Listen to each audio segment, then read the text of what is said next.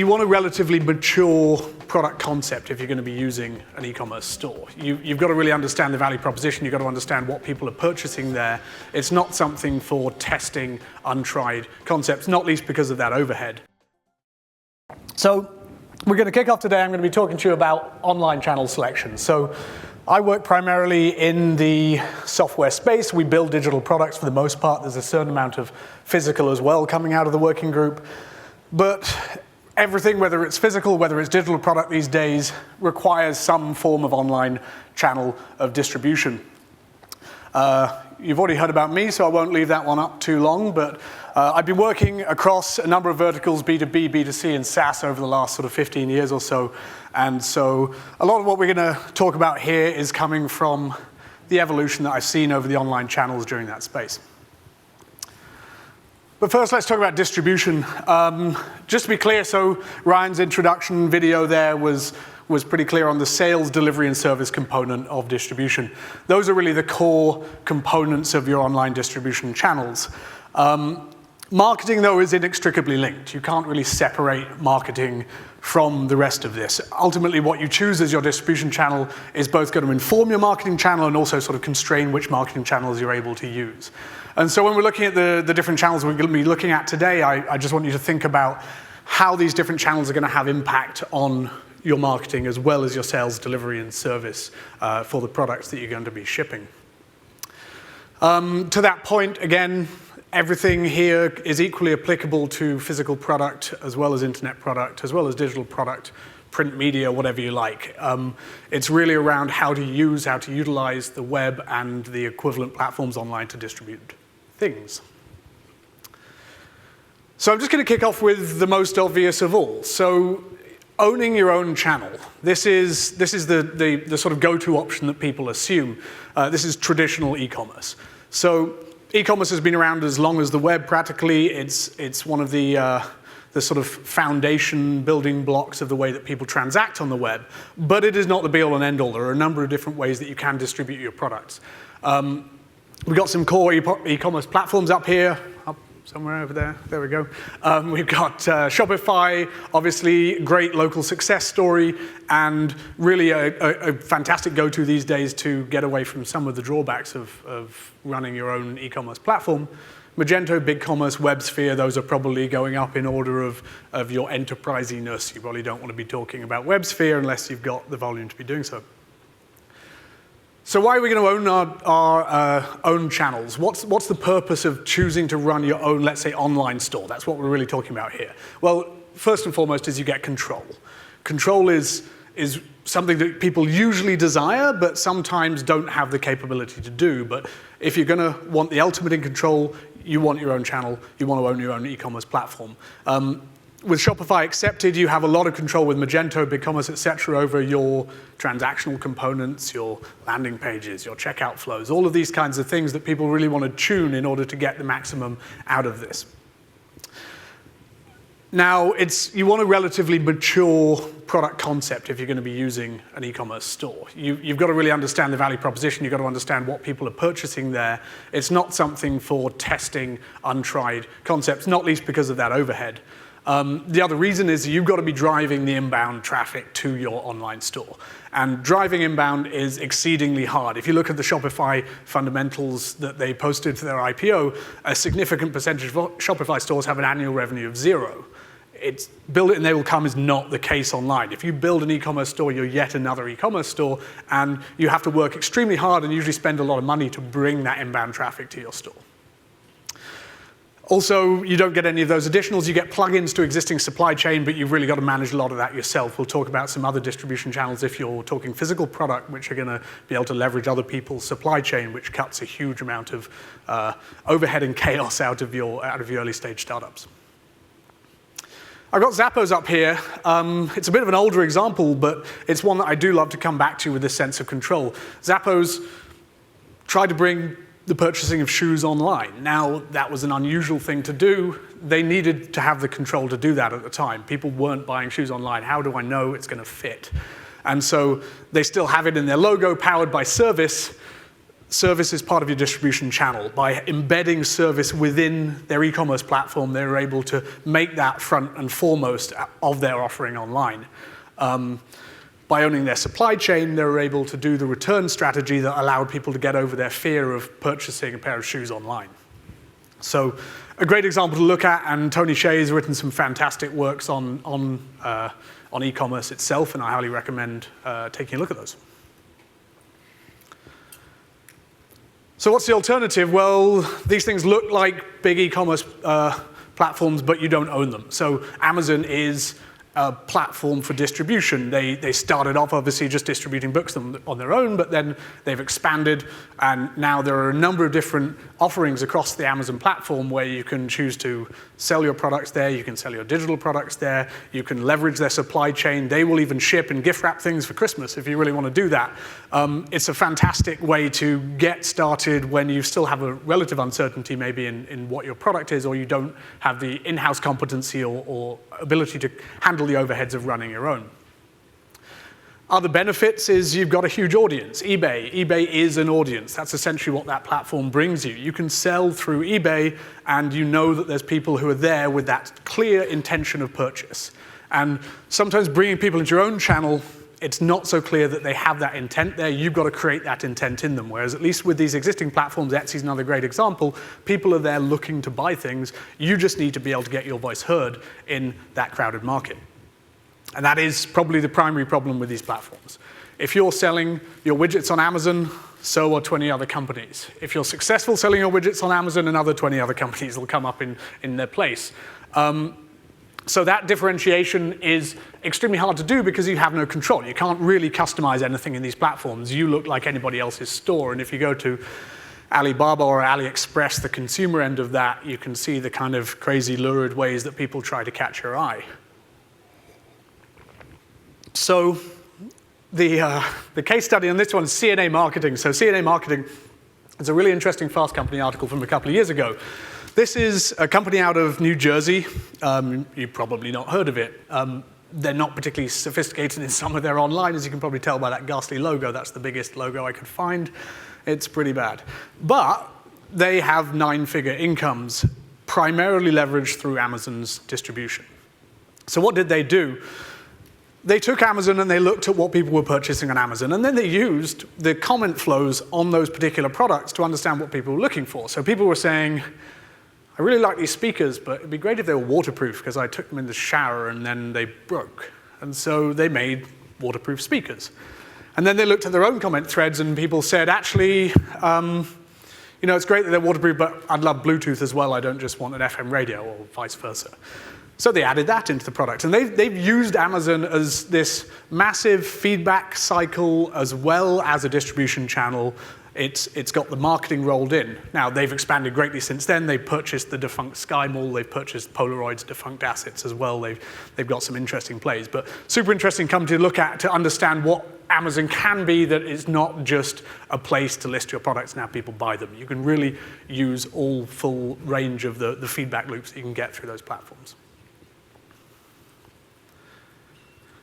Distributing your distribution. The example here is a bit odd and not technically correct, but we'll come back to that one in a second. So this is the affiliate model. The affiliate model is probably one of the lesser known ways to actually operate through digital distribution platforms. You still technically need an endpoint. It's usually an e-commerce store to send people to here. But what you're buying with affiliate marketing is you're buying the actual marketing channels themselves. And so your affiliates are people who already have the traffic. One of the hardest things to do is to get your voice heard online. So if you can get the ear of these affiliates with their vast quantities of inbound targeted leads, you can sell vast quantities of product. It really is a high volume industry, the affiliate marketing. If you just go to AdTech in New York, which is, I think, coming up shortly, it's quite staggering the number of people who are sheerly devoted to this massive, crazy online distribution channel.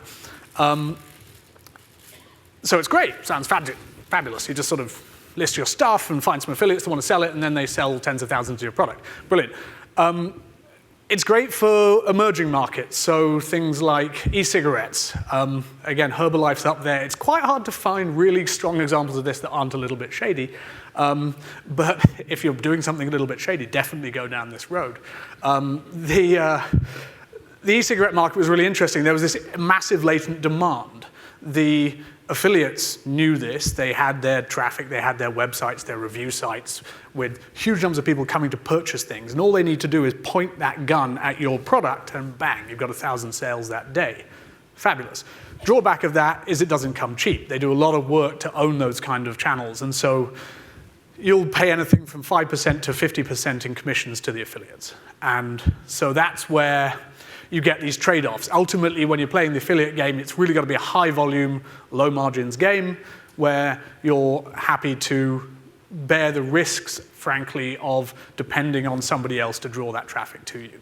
I've got there in the drawbacks there, variable deal flow. I mean, it can be quite unpredictable. I've worked in the affiliate space, and you can be flying high one day, and then the next, everything disappears. So we've also got the risk of reputation because you don't really control. You've got tens of thousands of people out there selling your thing, and they'll do whatever they can. They'll promise whatever they can to try and drive people to your platform. So it's very hard to keep control over that, and there's a lot of administration overhead, essentially, with this model. I used Herbalife as the example here. Herbalife is not actually affiliate marketing strictly. It's a distributed distribution channel. So it's multi-level marketing. That's really not a great term to apply to your business, but they essentially don't sell through stores, although they're starting to do that, but they sell through a massive network of people who are selling for them. And so distributing a distribution channel is an incredibly powerful way to grow a business as large as Herbalife is. And get your logo on front of football shirts and things like that, soccer shirts. But it's really an easy come, easy go kind of approach. And then there's the last one, and for those of you in this audience, I suspect there's a bunch of people looking at Kickstarter. This has been the messaging around this has been it's the panacea.